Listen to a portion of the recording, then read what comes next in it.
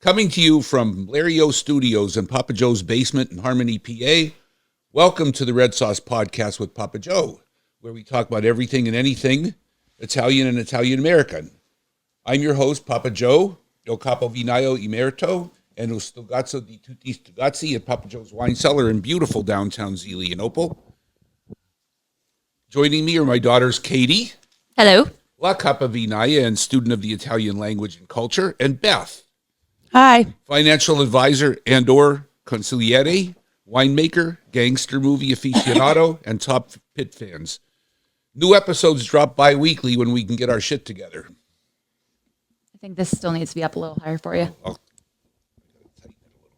Go ahead. Okay. So anyway, we're going to start with Katie. Our subject today is Tannat, my favorite, and a lot of people's favorites. All right. So, well, Dad, you know about this. Yeah. The origin of Tannat, it's from the Madeiran region of France, right? Right. Near the Pyrenees. Yeah. And it was introduced to Uruguay by Basque immigrants in the 19th century, where it became the national grape of Uruguay. Yeah, and the Basque region is partially French and partially Spanish. Yes. Yeah. It's right on the border, and actually they've been trying, and I think they've finally given up, but they've been trying to be independent of both, but it hasn't worked out. But that's how things are. Yeah. You know, with the artificially constructed countries of Europe and the United States, for that matter, that's how it works. But anyway, let's get on. All right. So in France, it's traditional. It's traditionally made. It's very rustic. It's highly tannic, which is where it gets its name, Tannat. In Uruguay, it tends to be softer and a little bit more fruit forward, a little bit more approachable. And in the United States, they only have very few plantings around here, in the U.S. in general. In California, Virginia, Oregon, and Texas, it's very rare in the Northeast. Dad, where did we get ours? You want to talk a little bit about Herringers? Okay, yeah, we get ours from a winery and vineyard, Herringers Estates of Clarksburg, California. They've actually become friends of ours over the years. Like most people, probably 7 or 8 years ago, we didn't know what the hell Tannat was. And a friend of ours, John Pauly, went to, where'd he go? Argentina? He went to Uruguay, I think. Argentina, Uruguay. Correct, Uruguay. It was Uruguay. Okay. And came back and said, you got to try this Tannat. It's awesome. And we tried the Tannat, and it was awesome. He said, if you guys can get this and make this wine, I bet you'll be the only people in Pennsylvania that have it. And he was right, because we still are. Yeah. That's one wine that nobody else can get. We did get it through Herringers with the help of Ronnie Casartano from Consumer Fresh Produce, CFP Winemakers.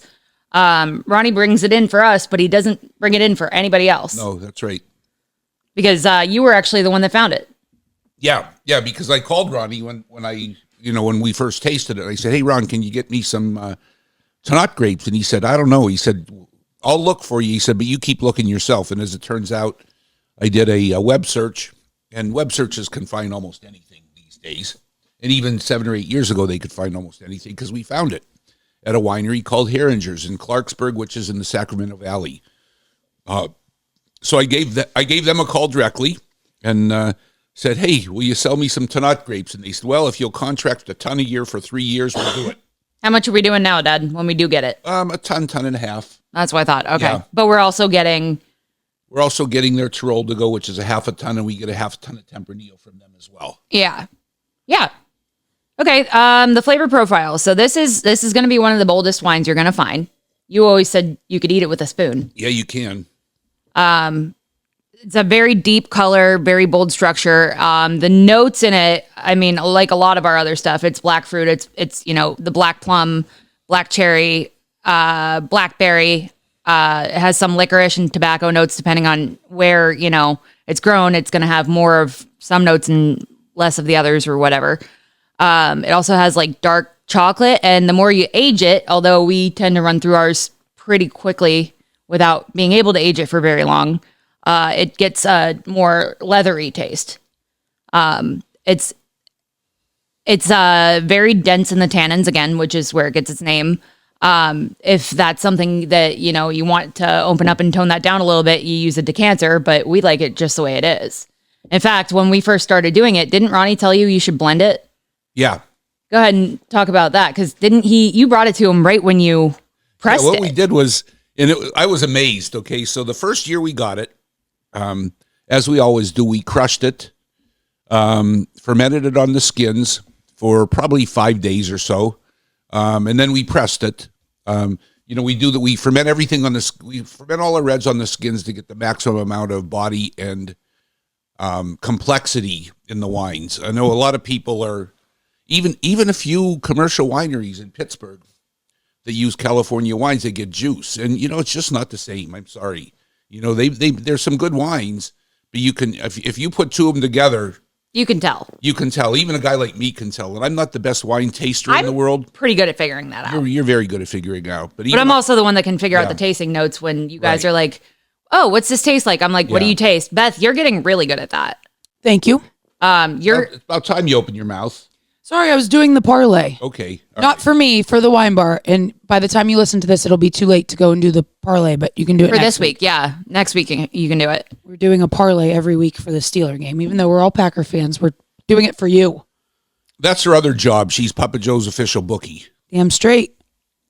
We should probably add that to the description. So you know where I was? I was financial planner and bookie. Yeah. Right? Great combination. So before I was rudely interrupted by myself, I was talking about the first year we made the Tannat, and when we freshly pressed it, and I tasted it, and to me it tasted really fairly good.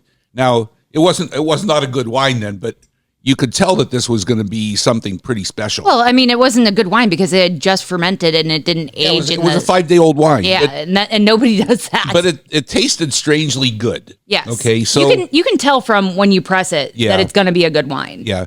So when I brought it over to Ronnie later that day, and we sat down and I said, "Try this," and he says, so he tries it. And he says, you're going to have to cut this with something or blend it because it's a little bit harsh in the tannins. And I didn't say anything. I didn't agree with him because I really like the tannins. But Ronnie knows his wine, and he's really a good source. He's helped us a lot over the years, and he's taught us a lot. So anyway, we're sitting down there at his place, Consumer Produce at the time, bullshitting. And about 20 minutes later, he says, Joe, I just can't stop drinking this stuff. He just kept drinking. Yeah. And it was, it was really, that's my excuse too. Yeah. But what it is, I think it's the finish. Yeah. The strong finish, tannin, dark fruits, that kind of thing. Let's talk for a minute about tannins, because I think that's an important thing. Like, most people that drink wine know what tannins are to an extent, but they're also under the impression that a tannic wine is automatically going to give them a headache. And that's a misconception. I am obviously biased, but I've had several of our friends come to me and say, Katie, your wine's the only one that doesn't give me headaches. And I think you and I discussed this, because I said the one day, I said, Dad, why is it that I could drink a bottle and a half of our wine over the course of a day, wake up the next morning feeling absolutely fine, but 2 glasses of a mass-produced bottle that I get at like Costco or the liquor store makes me feel like absolute shit the next day? And you told me that had to do with, all the additives and whatever they're trying to do to make it a more consistent product from year to year. Yeah. Because there is going to be a variance between, 1 year, depending on what the growing season's like. If it gets, too much sun, not enough sun, too much rain, whatever, the grapes are going to be completely different. We had a Montepulciano for 1-2 years that was very light, and none of us liked it. Yeah. It wasn't bad, but none of us were fans. And because none of us liked it, we actually quit selling very much of it, because I think, when you go into a winery and you do, most people will listen to the winery owner or the employees, The bartender, yeah. Yeah, because we tend to know the wines, and we didn't like it, so we stopped promoting it. We stopped promoting it, and the sales went to nothing. Well, look at, like, for instance, when we first started making Alianico, Yeah. we only made a limited amount. And every time somebody asked me back at Piazza what my favorite wine was, I always said the Aglianico. And then I realized how fast we went through it. Yeah. And so I had to start, I made a joke. Obviously, I'm not going to tell somebody it's not my favorite wine if it isn't, but I'll tell them, the truth that depending on the day, I'm drinking something different. Yeah. But I was like, I got to stop pushing ones we don't have much of. Yeah. Because when you tell them it's your favorite, it's going to go. But that's the cool thing about our new place, though. We have so many different employees with different taste Yeah. that depending on who you talk to, like Ed and Joe are going to have a different taste than us. Yeah. Emma is going to have a different taste. Everybody has something different that they like. But anyway, let's go back to the tannins. Okay. What is the science, Dr. Papa Joe, between tannins and migraines? Or Well, there are a lot of misconceptions about what causes people to get headaches from wine, especially reds. And the number one misconception, and most people believe this, is that that the headache comes from the sulfites. oh, that's But people also think, Yeah. to a certain extent, it is. You're right. That's what the misconception But it is. doesn't. Now, sulfite sensitivity is a very, very real thing, but you don't get a headache from it. You get like asthma symptoms. Kind of shuts down your throat, that kind of thing, like a real true anaphylactic type reaction. What does? Huh? What does? What the sulfites? Okay. Yeah, if that you're could going to have a cause- reaction Yeah. to the sulfites, that's what the reaction is going to be. It's going to be an allergic type of reaction. And there are people, not many, but there are people that do. So the headache, though, would be more the histamines. The histamines, tyramine, most likely. So you said if you tend to get a headache, take a Benadryl? Or like a non-drowsy. Is that what you told me? Yeah, that could help. Okay. Yeah, that could help. Now, the other thing, and I've read really a lot about this. Yeah. And the other thing is, people always say, well, I go to Europe, I go to Italy, and the wines don't give me a headache. Well, they drink wine differently there. They drink it always with meals, just about. They drink it with water. It's also, the European Union does have restrictions on what you can and cannot add to your food and your wine and all that. Yeah. Yeah. Do you guys remember the one thing I wanted more than anything, which is fucking ridiculous? Isn't it like mac and cheese? It was Kraft mac and cheese. Yeah. Was the one thing I missed when I studied in Italy for 2 months, because you can't get Kraft mac and cheese over there because that yellow food dye is outlawed by the European Union. Yeah, they were encouraging you to get cacio e pepe instead, and you didn't. No, I got cacio e pepe all the fucking time, Beth. Are you kidding? It was a joke.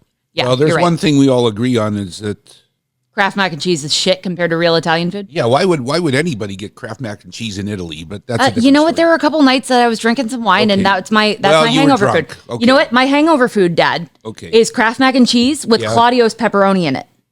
Okay. You know how most people eat it with a hot dog cut up in it? Yeah. No, Claudio's pepperoni. Awesome. Sam Lagatuda is still talking about how great it was that I put that pepperoni in mac and cheese. Yeah. Okay. Meat Yeah. and mac and cheese freaks me out. Really? Dude, you have to have like Claudio's in it. It's so Same. fucking good. I've had it. I don't like to mix the two things. You know what freaks me out and it's really popular? Lobster mac and cheese. I don't eat any I'm not like a seafood- shellfish mixed into things. I eat That's crab the thing. legs right I am out of not the a fucking seafood shell. pasta person. I am not a seafood pasta. When we did the 7 fishes, I would have, my food on the same dish. Like we'd have that salmon or we'd have all that stuff. But like grandma's Christmas Eve dinner sauce where she made it with the bacala. Yeah, disgusting. Yeah. Yeah. I do not like seafood in Of all these in things that macaroni we at just all. brought up, which one does Tannat go the best with? Oh, okay, great. I'm glad you brought that up. Well, Kraft Wait, mac and cheese. Whoa. he wants to go back. We got to go back to the headache. You two, you got some of these ADHD shit? Knox genes in you. No, it's ADHD, and I got some of it from you. All right. But anyway, finishing up on that, and then we'll go in. Don't forget what you're saying because I will. It's the next thing on my bullet All right, points. good. But anyway, so I've done a lot of research on it, and I think that there are a couple things that actually do cause headaches from wine, and especially reds. And It's drinking too much of it, obviously. And a lot of people get headaches. It's admittedly just a hangover. It's also dehydration. And it's dehydration. That's probably a big thing. When I started drinking one glass of wine and then following it up with water, anything I drink. Yeah. If you follow up equal alcohol and water, you're going to be fine. Well, you know, for example, if you're a beer drinker and you go to wine is roughly 2 to 3 times as much alcohol as beer. Depending on the beer. Yeah, You're depending thinking on the your beer. traditional like light beer No. I mean, or like a Yingling as compared to like IPAs are high. IPA, but they're not as high as the wine. No, they're going to be upwards of like 8.5 at most. And ours are going to be almost double that. Yeah. So it's going to be twice as much Sometimes as an yeah. IPA. It's going to be 3 times as much as a commercial beer. Right. So if you would drink twice as much water as you drank wine, I would bet that 99% of you who think you get wine headaches will not get them. And then there's another small subgroup that any alcohol, because probably it breaks down to acetaldehyde more in some people than others, will give them headaches. There's nothing you can do about that. But those people can't drink beer. You know, they can maybe drink a little bit of beer, a little bit of wine. They certainly don't want to drink any spirits because you can't drink little enough for them not to get headaches. That you're talking about a whole totally different ABV. No, it is. It's different. But anyway, that's the bottom line. The bottom, and well, the other thing is we're getting into the commercially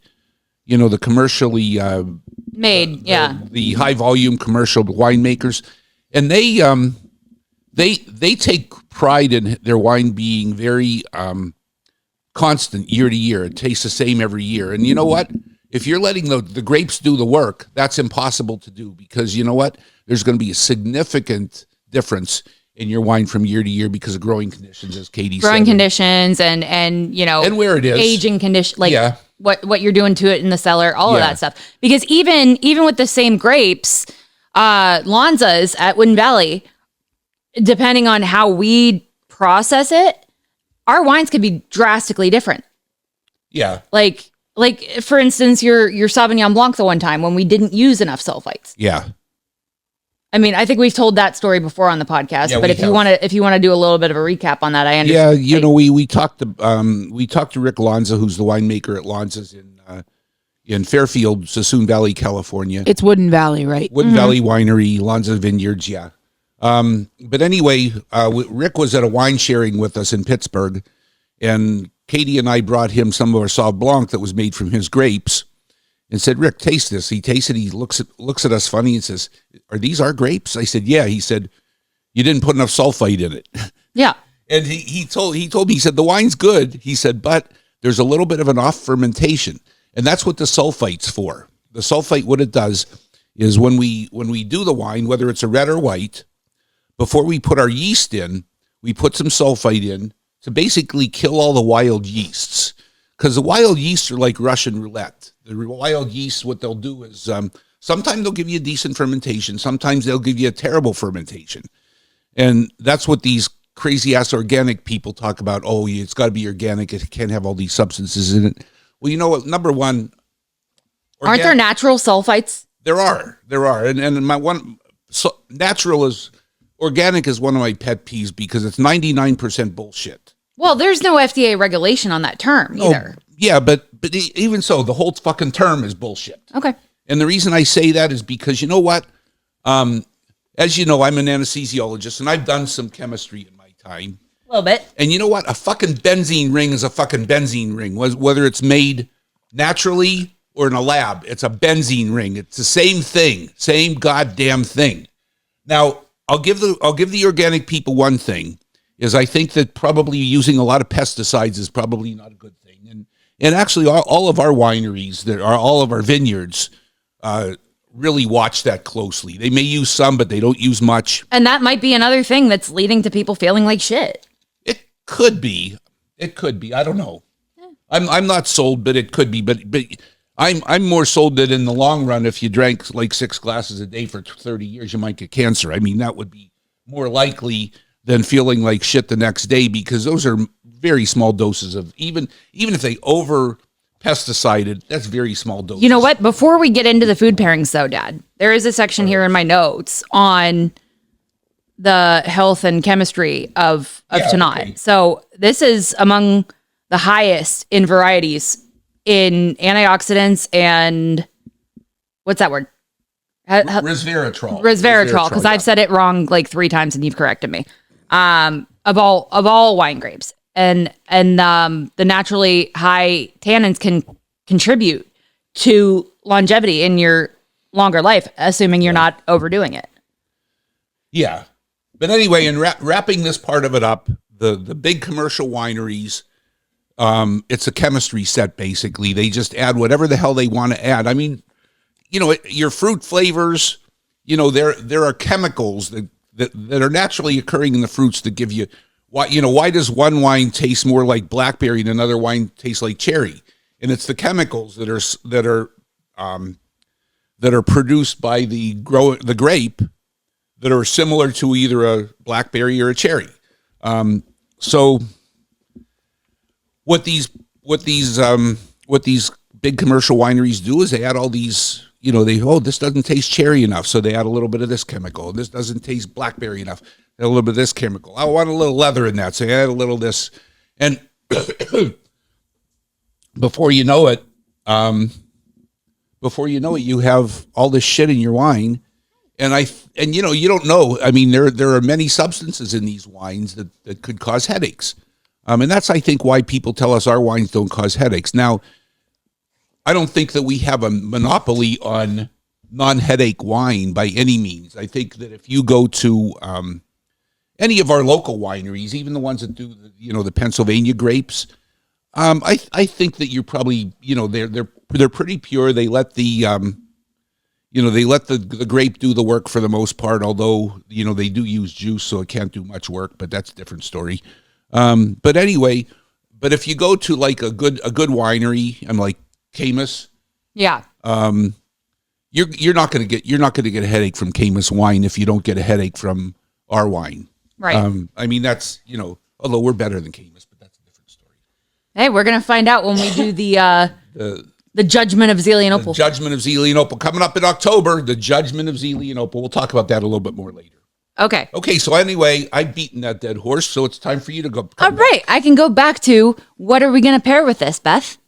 Well, so you're going to go really well with it says like the suggestion pairings are always something like braised beef or lamb, heavy, hearty meats, really hearty pasta dishes. So this one goes really great with our grandma sauce that is slow cooked for a long frickin' time with meat in it, both meat and meatballs.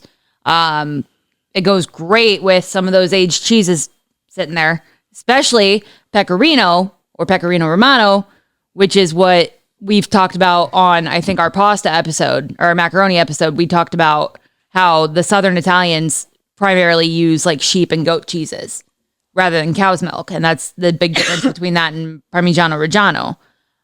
It goes great with like a sharp provolone. And if you want to pair this with a dessert, which there's no reason why you can't, dark chocolate. Chocolate cake. Dark chocolate, though, especially. Chocolate Oblivion. Yes, chocolate Oblivion. The sea salt caramel biscotti, which we need to get more of. I was supposed to tell you yesterday, and we did not get it. So I was supposed to get some for Ed. Were you? Yeah. We've been out of it for a while at the winery, and maybe that's why Ed asked for it. Well, Mary asked yesterday. She's like, "Crap! I should have asked Beth to get that really good biscotti." I said, "You're talking about the caramel sea salt one, huh?" She goes, "Yep." I said, "Yeah, we needed some here," and That's okay. We need coffee, so we do. Well, somebody's gonna. Yeah. Well, somebody will have to run down and pick that up, or I mean, we can order it. But yeah. Anyway, and let's not forget Kraft macaroni and cheese with Claudio's pepperoni. Damn right. Weird. It is so fucking good. I would rather eat pepperoni with mac and cheese next to it. It could be worse. Go into the same place. It could be Chef Boyardee SpaghettiOs. You know what I'm gonna do? I'm gonna get some Claudio's pepperoni, and I'm gonna get some of David Green's mac and cheese, which is the best fucking mac and cheese I've ever had in my life. And Zach agrees with me. Yeah. Zach asked me the last time. He's like, "Hey, nephew, nephew, the dude with the truck up there in his senior picture, our brief podcast producer, because he's too busy and needs to engineering school. Engineering school is kind of a big deal. Yeah, I think we'll let him off the hook. I think so too. Zach asked me the last time. He's like, "Hey, is your friend David working?" I was like, "No, dude, it's Sunday." He goes, damn it, I really wanted that mac and cheese. Is he going to have that at his place? I don't know. We'll have to ask him. Yeah, we'll have to ask him. Yeah. But because it's going to be mostly soup sandwiches and salads. And like healthier stuff. Yeah. Like, oh my God, the bean sprout and avocado stuff on the all of his sandwiches look fucking amazing. They do. Anyway. I'm going to have to start. It goes against all the Italian in me, but I'm going to have to start eating some healthy foods because his stuff is good. And it is good for you. Yeah. Yeah. A little bit. I told you I'd make you that farro salad I made that one time. We'll try it. Do you want me to get her, Beth? She's going to start pulling Luca, stuff come over here. there. Luca, come here. Come here, babe. No. We have Katie's dogs here today. No. And then Larry. You want me to get up and get her? She's at me right now. Is she? Not anymore. Oh, man. Don't worry. The next time we'll have a better understanding of the setup, and I'll get all the fucking cords out of the way. Hi, Lambo. This adds character to the broadcast. You think it'll bring character if all of our lights come crashing down? That would be the highlight. There goes my microphone. Beth might even Told you. talk. Hi, Lambo. What'd you say? Yeah, Beth might even talk. Oh yeah, you're talking more now. Hi, Luca. At first you weren't because you were doing your fucking parlay, but that's a different story. I was doing your fucking parlay. Okay, all right. Hi, honey. All right. Okay, let's get back. What are we? All right. We're on pairings. Oh, we're done with pairings. We're done with pairings. Why pick our Tannat over, a California or a French or a Uruguay? Why? Well, our Tannat over theirs. In general. Yeah, in general. You're not going to get... Because it tastes better. But you're also not going to get, you're going to get it might not be as rough as some of the mass-produced stuff, because it is probably coming from, if it's coming from France, it's going to have those European Union guidelines for food safety and stuff, or food, whatever. But also... Why do it here? Because you're supporting a local winery. That's the only one in Pennsylvania that makes it. Well, the other thing is, and there are there are a lot of differences in a grape like Tannat. I mean, it's the biggest of the big reds, as I like to call it. But there's a difference between the French Tannat, the Uruguayan Tannat, the California Tannat, and even my Tannat as opposed to Mike Herringer's Tannat. Right. And Mike Herringer, the winemaker at Herringer Vineyards and Winery, Herringer Estates, he makes it Tannat. And I talked to him one time, and I said, "Do you how long do you ferment it on the skins?" He said, "Well, I take it off the skins before it's totally fermented, which I don't." Because of the tannins, or because of the tannins. You know what? I did get one of his in our most recent wine club shipment from Herringer's, and I had everybody at the bar taste it. Yeah. Did I tell you about this? No. So when I got there the one day, Joe was over there bottling or labeling bottles in the basement. Yeah. And I showed up, and it was a few hours before we opened because I was going to clean some stuff. And he came upstairs, and I said, "Oh, did you sign for my shipment?" He goes, "Yeah, because you have to present an ID." And I said, "You know what? I ordered a Tannat, and I wanted everybody to try it." So Joe and I sat down, and he goes, "This is really good, but it's so different, even with the same grapes." And he obviously knows why, but he's just like, "This is really cool to see the differences between ours and theirs." Yeah. And then I left that bottle behind the bar for everyone on staff to try and to check out and see, what theirs tastes like compared to ours. Yeah. We'll go over again the differences between the French, the Uruguayan, and the California. And I'll kind of expand on that a little. And okay. Some of the other things that we do. So French do it very, very traditionally. It's going to be very rustic, very, very highly tannic. Uruguay, and this is old world versus new world. Old world in the wine world is considered Europe. Yeah. And like Middle East or whatever. New world is pretty much anywhere else. So that's going to be like more old world traditional. Uruguay, it's going to be softer, a little bit more fruit forward. They say it's a little bit more approachable, but that depends on who you talk to. Cause like, you're going to want the high tannins. Yeah. I'm going to want the high tannins. Right. And then like, I believe honestly that, in California, again, all these different microclimates or just climates in general are going to have different I want to say, not knowing for sure, I feel like we're somewhere in the middle between those. And because the climate, yeah, it's going to be closer to French because of the climate. Yeah. But we don't have the soil that they have. Exactly. And that's a huge difference. But I cheat. And there's something that I do that, we talked about this before. Something that we do, I should say. The yeast. Yeah. We use a yeast that... Is that BM 4x4? BM 4x4. We use a yeast that's really known to bring out color, depth, body, tannins, and actually a little bit of fruitiness too. So that's how we can get that Uruguayan. Yeah, ours are. It's somewhere in the middle. Yeah, they're a little fruitier and a little more tannin than most of the Californias. Part of it's because we do 5 days, about 5 days on the skins. Where do the tannins come from in the wine, Dad?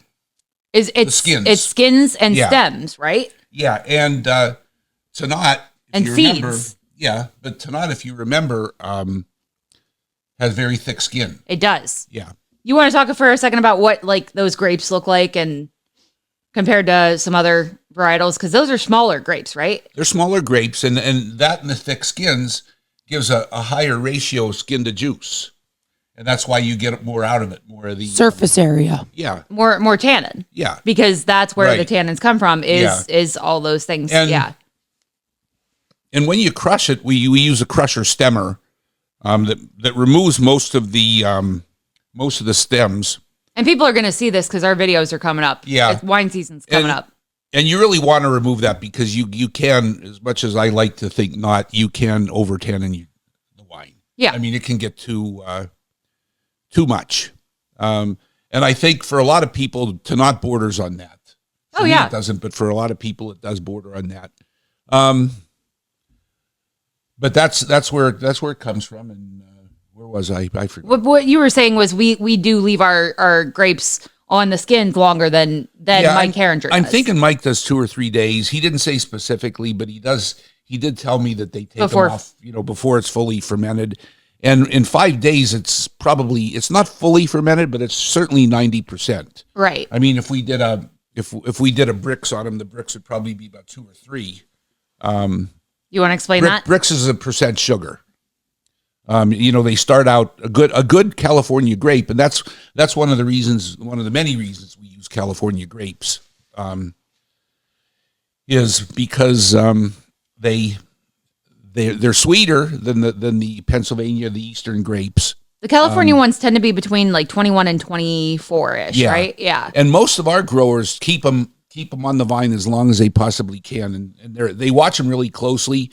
They watch acid content, they watch sugar content, and they won't pick them until the sugar content's up 24, 25, 26%, which will give you anywhere between maybe 13 and 14 and a half, 15%. Is it usually about half alcohol? Close to half. A little. Yeah. It's a little more than half. Yeah.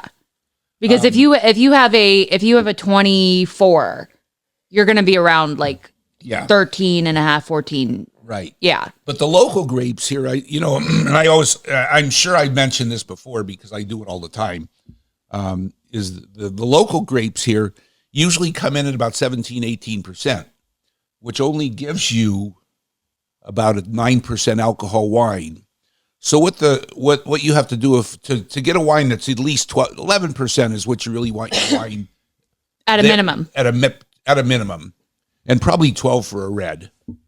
But to get them up, they have to add table sugar, which is fine because the table sugar is the same sugar. Like I said, it's going to ferment out. Like I said about benzene rings, sugar is sugar, whether it's grape sugar or cane sugar, it's sugar. Sucrose. But anyway, so what they do is they add the grape, or they add enough sugar to ferment up to about 12%. Then they totally ferment it, but then most of them they add more sugar afterwards, and they stick a little bit of potassium sorbate in to keep it from re-fermenting, which is fine if you want to make a sweet wine. But the reason most of them do that is because their grapes aren't really that good. I'm sorry, they're just not that good. Yeah. And they're very acidic. Yeah, they're very acidic because of the short growing season, and if they're and there are a lot of French hybrids and a lot of they are starting to grow a little bit more vinifera grapes here in Pennsylvania because I think the climate's changed enough that some of them will grow okay. They're not there yet, but some of them will grow okay. You may find in 2070, if the world is still here, that this is the grape capital of the world, but it's not yet. You might. Yeah, and that's why Oregon's gotten so popular. And Washington State. Because it's changed just enough that they have almost a Mediterranean type climate. And there. even Virginia has some. Yeah, Virginia has some good Tannats. We've had some good Virginia Tannat before. Yeah. It's, you know what, it's probably the grapes in general in Virginia are probably not quite up to California standards. Is that a microclimate down there? No, it's the climate, because actually Eastern Pennsylvania grapes are better than Western Pennsylvania grapes. Yeah. But the problem is grapes. You have to stress a grape to bring out all the complexity and the sugar and all the and basically how the California climate does that very well, especially in Lake Sassoon Valley. Yeah. When I went out there in August of 2016, it was cold as hell in the morning. August. 48 degrees in the morning a lot of times. And then it got up to like 80 to 95. Yeah. Yeah. And I would say 80 to 90. And that's the one thing that I think, if, as much as climate's changing, and I don't think that Pennsylvania is going to be able to do that, to mimic that, because the nights are going to get warmer too here. So and that's the thing. I'm waking up at 4 a.m. to go to the gym sometimes. Yeah. And in August, it was humid, like disgustingly humid, but it was also 70 degrees at 4 or 5 a.m. Right. There were a few times I walked out of Planet Fitness because I was like, it's too gross to be here right now. And also the dry climate on the West Coast is a big help, because the one thing that can ruin your grapes quickly is too much rain.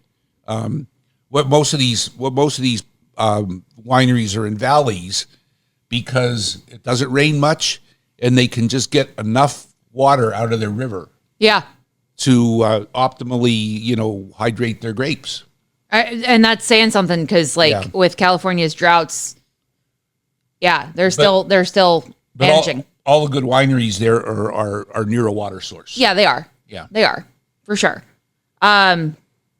So we were talking to Mom about our upcoming pit trip to Stanford. Yeah. And Mom wanted to get an Airbnb with a pool, and I go, no, you don't. Because unless it's heated, first of all, who the hell is going to be spending time at the Airbnb? We're all going to wineries. Yeah. But I told her, I was like, Mom, it's going to be cold as hell overnight. Yeah. The hotel I stayed at did not have a pool, and very few of them in the area did. And if they did, they were indoor pools, because it was so damn cold at night. Yeah. And I told Mom, I said, you're not going to be able to go into that pool until it's 1 or 2 p.m. And at that point, we're doing other stuff. So we managed to get her to say, okay, maybe I'll skip the pool. Yep. But anyway, hail the pit. You guys might not need 2 glasses of wine for breakfast, but I do. Give me another one. Okay. Do you want me to go, Beth? Yep. Yeah, because you can't get past all our cords. I'll look for one. And now Luca's coming. I think there's something open over there. Luca. You know what? There's a cab open. Okay. Katie, can you rinse this? Yeah, you got some. Nothing like drinking cab when you're talking about Tannat. Hey, we drank the Tannat first. Yeah, we did, but and the cab is like Tannat light. So, do you think that when you said that the grapes are smaller and they have thicker skins and more surface area, all that stuff, do you think in general smaller grapes are more tannic? Well, they have Yeah. Is that like what's the word I'm looking for? Not like the common denominator, but like. No, I mean. Well, it's the skin to juice ratio, basically. So the more skins. The more skins. For example, probably the second most high in tannins, at least of the ones that we have. You're getting a little Petite bit of a blend there. Petite Syrah. Because it's little Syrah. It's little, and they're small grapes. Yeah, they are. They're tiny. They're cute. Yeah. But anyway, you get a lot of tannin out of it. It's not I think the skins aren't as thick, so you don't get as much as you get from the Tannat, but you get a lot. Yeah. And that's a good wine. I can't remember if we're telling people what That's one of our best. are we telling people about the blend Francisco? that we're making? Which one? The one for Larry.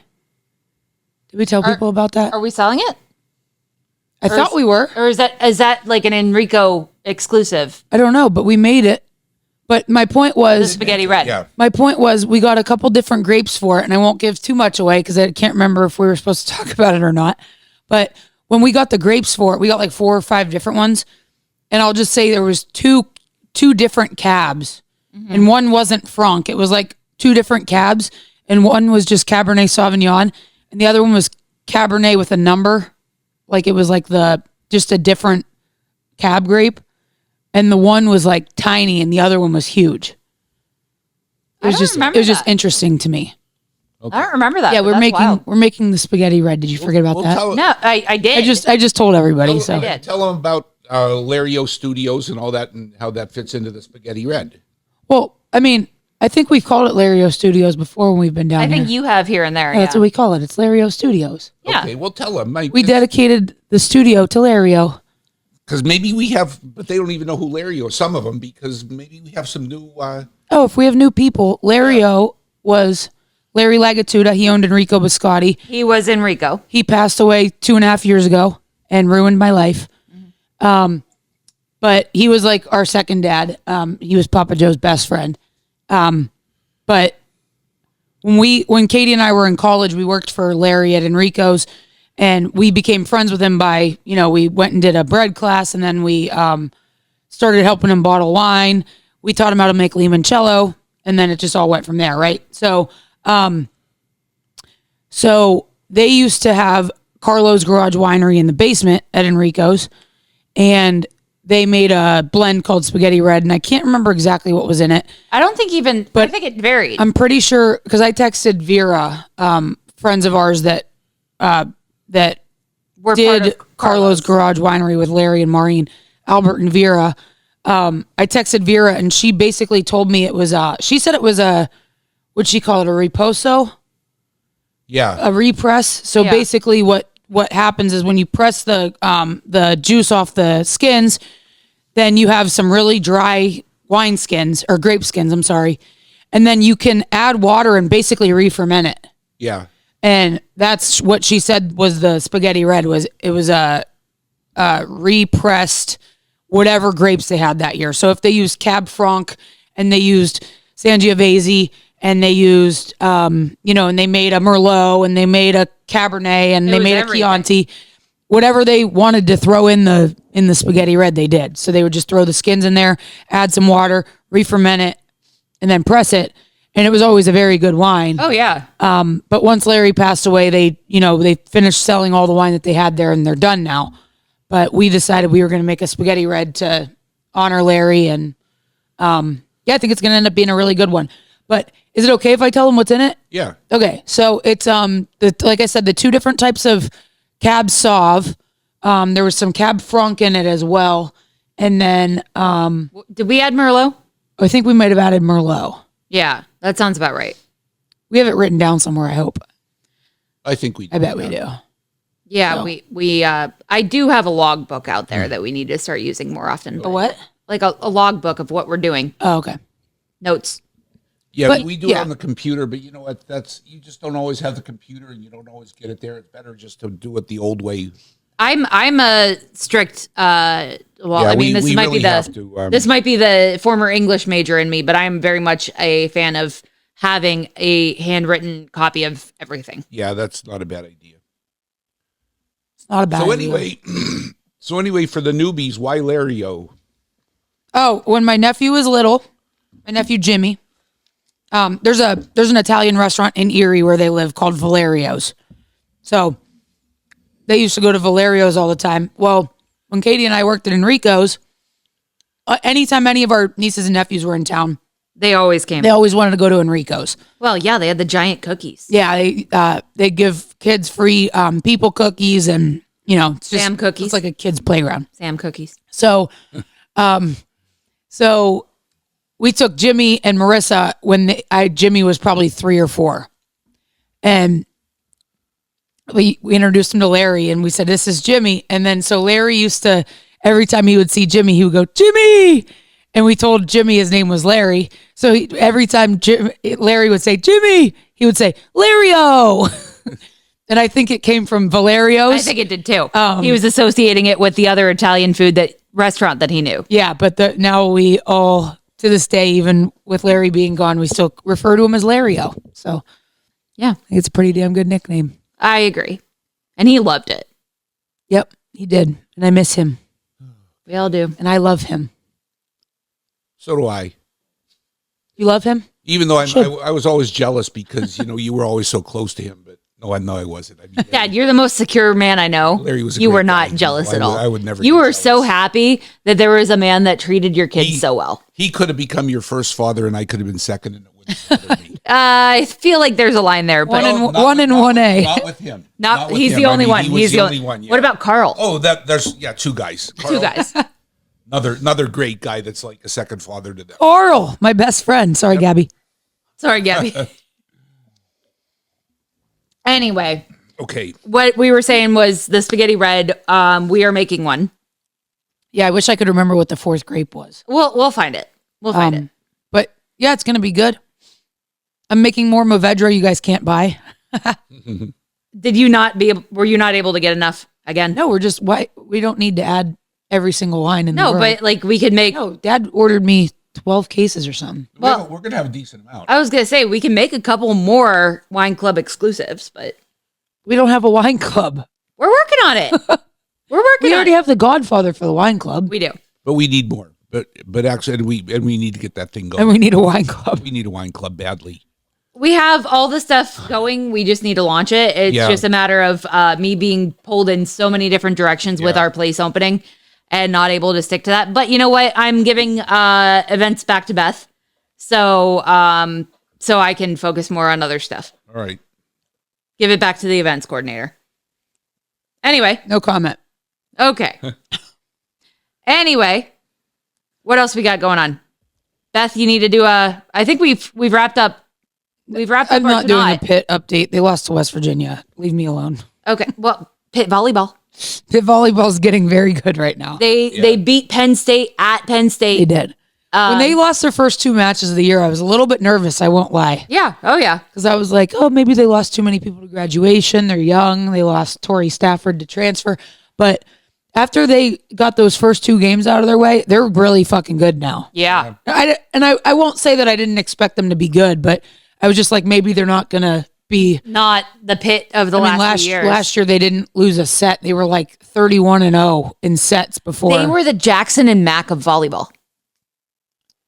Okay, that's kind of a stretch. It's a joke. They lost sets though. Mac and Jack did. Not until the end. No, they lost sets. Especially since He told me they didn't until the end. He lied. They lost sets. Okay. especially since Shayla, their sub, was their best player. Yes, correct. Yes. Sorry, guys. Sorry, Jax. Anyway. All right. So pit volleyball. Beth, any other sports updates or are we good? The Green Bay Packers are going to win the Super Bowl. You heard it here first. You know why? Because they're the Packers But also, and they don't suck. But both Favre. Oh, wait. Let me do this because Bart Starr was also 27 years Was old when he won the Super Did Bowl. he get a big defensive player too? No, Bart Starr Luca, come here. was 27 years old when he won the Super Bowl with the Packers. I don't know if it was number 1 or number 2, but he was 27 and won a Super Bowl. Got it. And then in 1993, I think it was, the Packers got Reggie White. And when Brett Favre was 27, they won the Super Bowl with Reggie White. Then in 2009, we got Charles Woodson. So that was our big defensive pickup then. 2011, Aaron Rodgers, even though I don't like him anymore, he won me a Super Bowl. He should have won me 6 if he's as talented as he thinks he is. But Right. that's another story for another day. Sorry. And you Steeler fans will find that out. Yep, this you year. sure will. He helped them not win the Super Bowl in 2011. And he's going to do it again. He's going to help them lose to the Packers again this year. But No, they're not going to get that far. They're going to lose to the Packers in, they're- in the regular Micah season game. Parsons is going to like put Aaron Rodgers into and there's our retirement defensive that weapon day. right there. But so I think it was 2009 when we got Charles Woodson. But then in 2011, we won the Super Bowl. Aaron Rodgers was 27 years old. And Jerry Jones gave us the nicest gift. No, Luca. No, Luca. Luca, come here. Over here. No. Don't tell her to come that way. I was trying to pull her the other way. No, don't tell her to come that way. I was trying to pull her over. No, don't tell her to go that way. Okay. And now we got Lambo. So Hi, Lambo. we just got Micah Parsons from Jerry Jones. Thank you, Jerry. Idiot. Thanks for giving us a Super Bowl. Jordan Love's going to be 27 in November. So, and also, when does Toyotathon start? Because there is a Toyotathon conspiracy that I fully buy into. Is it right around Thanksgiving? Jordan Love, even in college, his statistics are like outrageous during Toyotathon. So there was a joke that Jordan Love should be sponsored by Toyotathon. He just gets better during and Toyotathon. It's no longer a joke. He is now sponsored by Toyotathon. Is he? Yes. Oh, no shit. Yeah, you saw that last year. Oh, yeah, I did. They gave him a sweater and everything. Oh, yeah. And I think that they're going to extend Toyotathon All you need so is that love. it lasts until at least the day after the Super Bowl. And Jordan Love's going to be 27 in November. There you go. So Go Pack, go. for no reason other than Jordan Love being 27 years old on February 10th or whenever the fuck the Super Bowl is. Also Has nothing to do with him being talented. Right, and Micah Parsons. Has nothing to do with Micah Parsons being talented. No, but our defense is what the Steelers thought theirs was going to be. And Dad calls me his hippie superstitious kid. Hey, You might not be Jesus. I've never done ayahuasca on a mountain with a hippie monk, Dalai Lama guy like Aaron Rodgers. If you did, I like the Dalai Lama. I'm just I was saying. gonna say, no, you would totally do some funky shit, but not like that. Yeah, but then I wouldn't have to go to a darkness retreat to figure out what the fuck I want to do with my life. I did call that like 3 That's day what I weekend should have you done took. when we closed the restaurant. I should have just gone into a darkness retreat. Beth, that 3 day weekend you said when you said nobody come over, nobody talk to me, don't text me. I know everybody said I was everybody in called it with your darkness retreat. I had some lights on. I had the TV on. Jump in the curtains. No, Exactly. leave me the fuck alone. All right. Anyway, hail the pit. Go pet. Go. Well, not yet. Not yet. The judgment of Zealy and Opal. Oh, I'm sorry. Before we quit. So anyway, I'll talk. I about have something else to say too, but go ahead. No, you go first. No, you go first because mine's an event too. All right. So anyway, we're going to have an event called the Judgment of Zealy and Opal, and I'll kind of get into the background of the event a little bit. And because we're all wine geeks, we've seen this movie, but most people haven't. It's on Netflix, right? You know what? Right now, Or it's is on it not? Amazon It Prime for used to be. sure. Okay. I don't know if it's on Netflix or not. It's called. Bottle Shock. Yeah. And what this was about was this British guy who was working with the French wineries, and he was trying to promote French wines. He had a little shop. He didn't sell much wine apparently, but he did a lot of promotion for the vineyards. Decided he was going to come over to the United States to Napa Valley, and for the 1976 celebrating 200 years, the 200-year anniversary of the United States, he was going to have what they called the Judgment of Paris. So what he did was he went to California, and he had a lot of reluctant winemakers there that didn't really want to go because they kind of figured it was fixed, although it was a blind tasting. And they thought it was fixed for a reason because they had plenty of reason. I mean, the French really did not respect the American wines or Napa wines or California, whatever. Mm-hmm. And as we know now, California's wines are as good as any in the world, but that's now. So anyway, That's now. That's what 50 years later. So anyway, they had this thing, and despite his reluctance, his son went over to represent the Napa Valley. The what was it? Chateau. I can't remember the name, but anyway, the one guy's son went over to represent the Americans. They got their Sauv Blanc that they wanted to enter, and when they got it over to Paris, the Sauv Blanc had turned brown, and they thought it was garbage. There's a phenomenon called bottle shock, It was actually because the winery, because the winemaker was actually a little bit too anal and really did not, when he kept racking the wine a lot, but he was very... You can over-rack a wine. No, but he didn't over-rack it. Oh. He didn't over-rack it because he really discouraged any aeration, any oxidation during his multiple rackings. Made sure that there was very little oxygen contact with the wines, which is wild. So when they put them in the bottle, and it's called bottle shock because there was no oxidation, it oxidized some in the bottle. So anyway, they thought their wine was junk, and they threw it away. But they ended up getting it. I'm not going to get too much more into the plot of the thing, but the bottom line is, so the wine turned brown in the bottle. But after a few days, it got clear again. And even though it was brown in the bottle, it tasted awesome.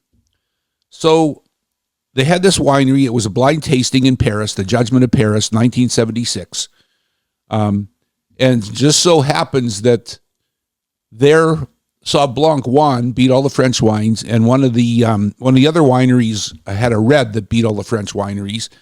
And the overall standings... Another California wine. California. Yeah. The overall standings, the California beat the shit out of the French. Then they repeated it 30 years later, I think. 25 or 30 years later. And the Americans won again on a blind tasting, which, the first time it really surprised the French because they didn't think that the American wines could match theirs. You know what they say about the French. Yeah. So anyway... It's 2025 now. Mm-hmm. And so we're having the Judgment of Zili and Opal. We're having it sometime in October. We're still putting it together. Still trying to figure out our team of judges. Yeah, we're going to have a team of good judges. I'm not going to say professional because we don't have a lot of sommeliers here, but people that know wine. We have a couple of them already. And they're going to be like the official judges, but everybody that comes in and buys a ticket to the event and comes in is going to be a taster as well, and we're going to get the judges, and then everybody else is going to be a judge too. So we're going to have two different panels, yeah, two different panels to see how Papa Joe's wines match up to the French, Italian, and California. Other Californian, yeah. For example, Tannat, I think we're probably going to get Herringers, and they make a very good Tannat, but that's just kind of shows how we feel about our wines. I think we should use the 2024 Tyrol to go that you just had us taste last night. I was about to say the same thing. But that was nuts. But we're going to have to find, Dad, that was fucking nuts. Yeah. I have never smelled a wine. Why don't we get a Tyrol to go from Herringers and we can get the Tannat from I probably have one. Although, no, I probably don't. Well, I probably drank it. But basically, we're going to get a couple. So, I mean, gotcha. Probably what we'll do with the Tannat is we're going to do one California, which will be Herringers. We'll find a French, and we'll find a Uruguayan. Okay, and then for the Tyrol to go, maybe we can find an Italian Tyrol to go. I'm sure if nobody else can get us one, Ronnie or Lou Caputo. Because Lou or... Mario? No, the guy down in Bloomfield. Oh, Spill. Is that what it is? Spill, yeah. The place that Justin Abai told us about, that wine bar down there. Yeah. I've been down here. He's a real nice guy. He may it is come. Spill, right? Yeah, he may even come. Did you talk to him? I haven't yet, but I but you're going to, yeah. Yeah. All right. So anyway, actually he might be a good another good judge. A good judge and a good source for some. Yeah. Yeah. We'll talk to him. Okay. Beth, what event do you want to talk about? Okay, so we now that Bocce League has wrapped up, we are going to start doing a dinner club. Right. I don't know if we call it dinner club. We'll work on what we want to call it. We'll work on it, yeah. But what we want to do is we're going to start to feature some of the small businesses in Zili and Opal restaurants. So what we'll do is we're going to do like pairing style dinners. So you'll be able to buy a ticket, which will get you whatever the food is that night. So like, for example, I'm going to do the first one myself.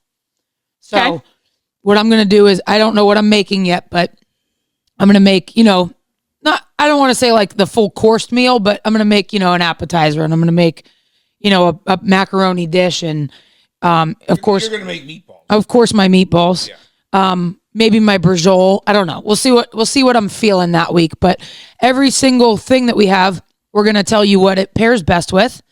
And then whatever one is paired with the entree that's available that night is going to be the featured wine. So for example, if I do, which I'm going to, this is a given, rigatoni and meatballs. That's my main shit right there.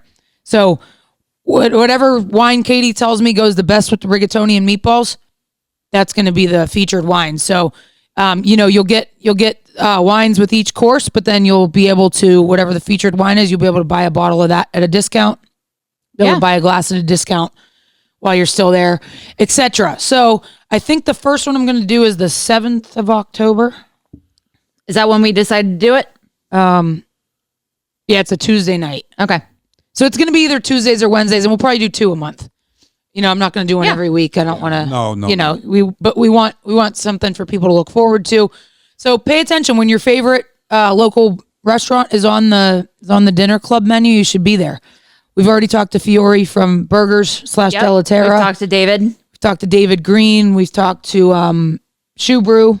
Yeah. So we're just going to let them do their thing. We're going to pair wines with it, and it's going to be a lot of fun. And it kind of gives us a chance to, like, I know it's not all Italian places, but it kind of gives us that chance to bring back like the family dinner feel. Yeah. Especially when it's me, it's going to feel like a Sunday dinner on a Tuesday night. We got to do my new friend too. We have to do your new friend. We have to have Mike there.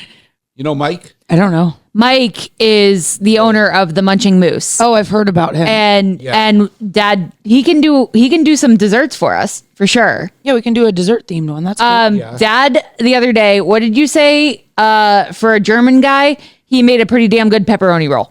He really did. The other thing is he went. I went to my first Zabba meeting. I heard Mike about was it. there, and so Mike's like the first guy to talk. And and I don't know Mike that well yet, but I knew, You knew he was a lot like you. I know well enough now that he will be the first guy to talk. Okay. So anyway, Mike starts and he says, pardon my language, but fuck this and fuck that. And Dad pipes up and has some really good points. Honest to God, the guy's all right.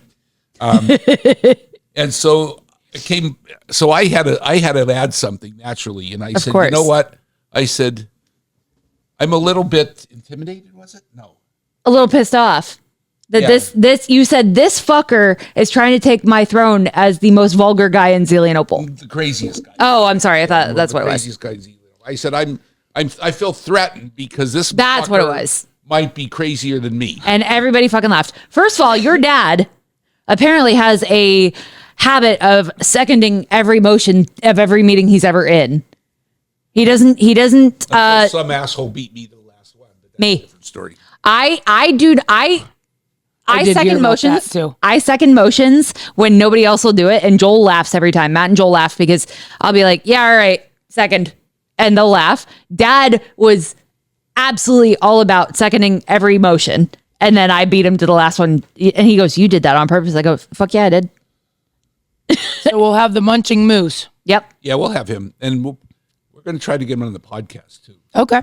Oh yeah, but him and Dad are new best friends. I think over the course of some time, any of the restaurants around town that want to participate, we're going to give them all their opportunities. If Kaufman Tavern wants to do something From with Kaufman us, Taverns all the way to 3B's. if 3B's wants to bring Log those Cabin- chicken wings down, I ain't mad at it. Oh man, those fucking chicken wings. Best Okay. wings in town. Sorry, gonna everyone say- else. Wings Yeah. and wine, that would be a good one. Fuck yeah, That'd it be a would. damn good one. You shitting me? Yeah. Okay, last thing I'm going to say, because this podcast is coming out tomorrow because we don't have to do a lot of editing now that Dylan figured out how to, or told us how to, not have to fuck with all this stuff to put the video and sound together. We are posting this tomorrow. So this coming Sunday, the 28th, we are doing our first annual grape stomping event. We have done this. Is this like the sleepover at Grandpa's? It's the first annual quarterly sleepover. It's not going to be quarterly, Can't be quarterly. I know, but this is the first annual. Although this is going to be a great event. We could do a spring one. So maybe it's the first annual Semi-annual. biannual. The other thing that we're talking Biannual. about, and we can actually say it here because because some people Because we're in Lario Studios and we can say whatever the fuck we want. Yeah, that's right. But there might be some people interested. You know how Rob was asking about Lombardo? Yep. Was asking about the wine, making your own wine. Yes. Wine classes where you make your own barrel of wine. Aren't you doing it in the spring? We're going to do it in the spring. So we might. Can I get back to my event? Yeah, we might. But we might be able to do another one in the spring. But we'll see. Okay. So the whole point of this Hey, is, Miss ADHD, let him interrupt you for once. right. You're right. You're absolutely right. Go ahead. I deserve to be called out on You that. do. I absolutely do. So the whole point Next. of this, we have done this when Beth and I were teenagers. We had our best friends, my best friend Holly, best friend Gabby. They always came and helped us out with I didn't wine. know you yet, Carl. Yeah, sorry, Carl. They came to help us with wine all the time. And Beth said, Dad, I want to stomp on some grapes. The old Italians did it. So Dad got us some grapes and we fucking stomped on them. And I have those pictures of you and Holly and Gabby standing in like a blue tote. Like Lucy and Ethel. And that's the picture I used on our Is that the other one's name, Ethel? Yes. Yes. So when we had Piazza Del Rico, we did this event for friends and family where Dad would get us some grapes and we toss them after the fact because even though the sulfites and whatever else will kill everything in there, as Dad always says, your feet are probably the Animals cleanest thing in shit in the vineyards. I'm sorry. there. And there are bugs and yeah, all that. We do toss those grapes to comply with health code regulations, but we are getting some cheap grapes to let people stomp on, and we're gonna have a big fucking party next weekend. Tickets are $25 for an adult, and that includes a glass of wine. For people younger than 18, 18 to 21, obvious, or 18 to 20. 18 to 20, you can get a drink of your choice, non-alcoholic. This Aldi is the best. Aldi. What is that? That is a cranberry Stilton. Anyway, Cranberry Stilton kids, fucks. kids Sorry.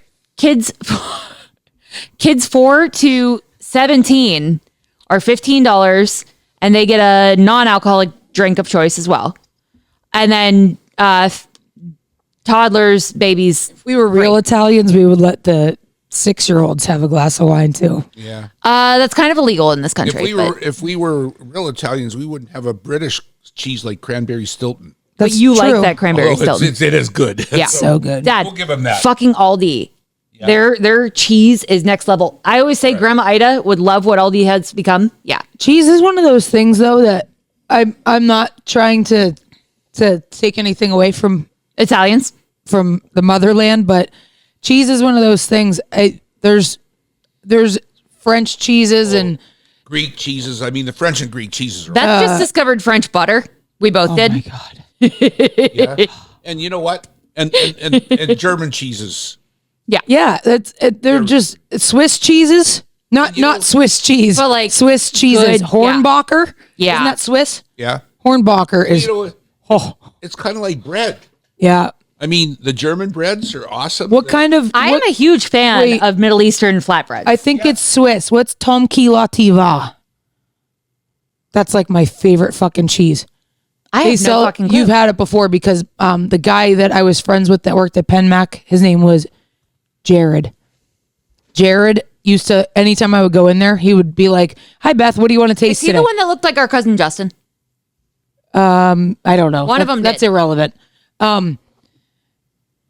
So every time I would go in there to get cheese, he'd be like, "Have you tried this one yet? Have you tried this one yet?" And he made sure I tasted every fucking cheese in that case. Yeah. He gave me this Tom Key Lativa, and oh my god, it's like it's got apostrophes and shit in it. It's TOMKEY and then LE''TEVAS or something. That seems like it could be like some French variation, like No, it's either like Swiss or it's no, I was gonna say like Dutch, okay, yeah, maybe like the way the Dutch, whatever it is. It's like $32 a pound, but it is worth it. Okay, So good. that's amazing. That's Okay, why was I talking about that? We were just talking about cheese and how Dad really likes cheeses. Oh yeah. From other places. Oh, that's what I was gonna say. That's a thing that I will admit that Italy isn't better than the other ones. drastically. Like there are so many other. No, they're like, I think that they're yeah. parallel. Yeah. You can get the best cheese you could ever find in Italy, and the best cheese you could find in France is probably just as good. Speaking of Dutch names, your dog Lambo just dropped water all over my leg. Or a good Hi, Lambo. English cheddar. I mean, Yeah. you can't beat a good English cheddar. Yeah, but it's got to be an aged cheddar. This one's a aged sharp, cheddar. Sharp aged One cheddar. of those is aged. There was also the champagne cheddar that you really like. Was Yeah, in that there? one's good. If you think that pepper jack or Colby Jack cheese or, week old provolone is real cheese, you're wrong. So anyway, as we, I said before we started that because there wasn't really going to be a lot of information with Tannat, this probably would be one of our better podcasts. I think it was, but it certainly was one of our longer ones. We're at now 1 hour, 12 minutes, and 48 seconds. You're welcome. 50 now. So I think it's time that we Let's go. wind up. Salute. Salute. Carl, good to see you.